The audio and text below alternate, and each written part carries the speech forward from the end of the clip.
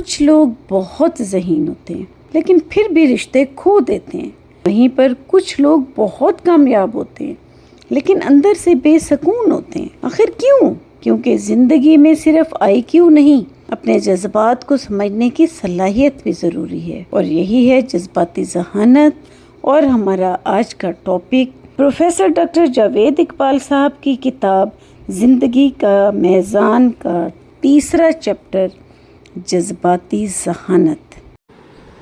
میں ہوں آصفہ بشیر، ایک clinical psychologist. Welcome to my channel. آئیے نفسیات کو آسان زبان میں سمجھتے ہیں اور ذہنی صحت اور سکون کی طرف قدم بڑھاتے ہیں. مصنف اس کتاب میں لکھتے ہیں کہ جذبات ہمارے خیالات اور سوچ کی پیداوار ہیں. یعنی ہم مثبت سوچیں گے تو مثبت جذبات ابھریں گے اور منفی خیالات سیاہ جذبات کو جنم دیں گے. اس لیے جذباتی توازن کے لیے سب سے پہلا قدم اپنے خیالات کو سنوارنا ہے، کیونکہ اصل جڑ ہمارے خیالات ہیں. اگر ہم اپنے خیالات کو پہچان لیں اور ان پر قابو پانے کی صلاحیت حاصل کر لیں تو یہی جذبات ہماری قوت بن سکتے ہیں، اور یہی قوت جذباتی ذہانت ہے.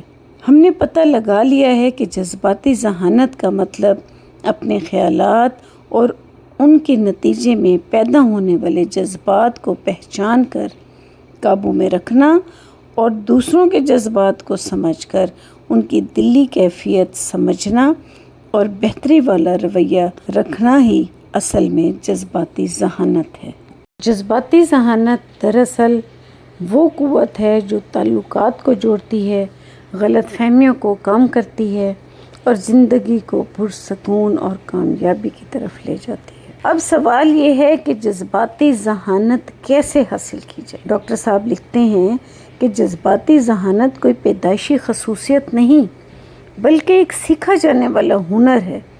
جس طرح ہم چلنا، لکھنا یا کوئی زبان بولنا سیکھتے ہیں، اسی طرح ہم بڑی ہی آسانی سے مثبت جذبات کا اظہار بھی سیکھ سکتے ہیں. جذباتی ذہانت کو حاصل کرنے کے لیے پہلا قدم یہ ہے کہ اپنے جذبات کو سمجھیں. جیسا کہ ہم نے پیچھے بھی دیکھا کہ جذبات براہ راست پیدا نہیں ہوتے بلکہ خیالات کے نتیجے میں جنم لیتے ہیں.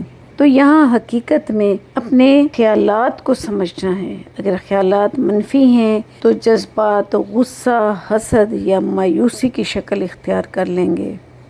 اس لیے اصل محنت اپنے خیالات کی اصلاح پر ہونی چاہیے. اسے خود آگاہی یا سیلف ریفلیکشن بھی کہتے ہیں، اور یہی جذباتی ذہانت کی بنیاد ہے. دوسرا قدم دوسرے کے جذبات کو سمجھنا ہے. صرف اپنے جذبات کو سمجھنا جذباتی ذہانت نہیں، دوسرے کے جذبات کو سمجھتے ہوئے اس کے ساتھ ویسا بیہیویئر رکھنا جیسا کہ وہ ڈیزرو کرتا ہے، جذباتی ذہانت ہے. مثلا اگر کسی نے غصے میں ہمیں کوئی بات کہہ دی ہے تو ہم اگر سوچتے ہیں، سمجھتے ہیں، جائزہ لیتے ہیں کہ اس نے یہ بات کس اثر میں کہی ہے، تو پھر ہم اس کو غصے کا جواب غصے سے نہیں دیں گے، بلکہ جب ہم لفظ کو پکڑنے اور الفاظ کو پکڑنے کی بجائے اصل جذبے کو سمجھ لیں گے تو لڑائی ختم ہو جائے گی اور تعلق بچ جائے گا. تیسرا قدم یہ ہے کہ رد عمل دینے میں جلد بازی نہ کریں. جذباتی ذہانت کا اصول یہ ہے کہ پہلے سوچیں اور پھر ریئیکشن دیں. اس طرح آپ دوسروں کی نظر میں ایک پرسکون اور دانشمند انسان بنیں گے. چوتھا اصول یہ ہے کہ اپنے جذبات کو دوسروں پر تھوپنے کی بجائے، مسئلے کا حصہ بننے کی بجائے اس کا حل ڈھونڈیں. پانچواں اصول یہ ہے کہ ماضی کو حال پر مسلط نہ کریں. کل گزر گیا، آج کو سنوارو تاکہ کل بہتر ہو.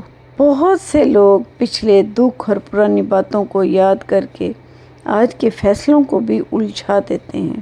جذباتی ذہانت ہمیں یہ سکھاتی ہے کہ ماضی سے سیکھیں ضرور، مگر اس کا زہر حال اور مستقبل میں نہ ڈالیں.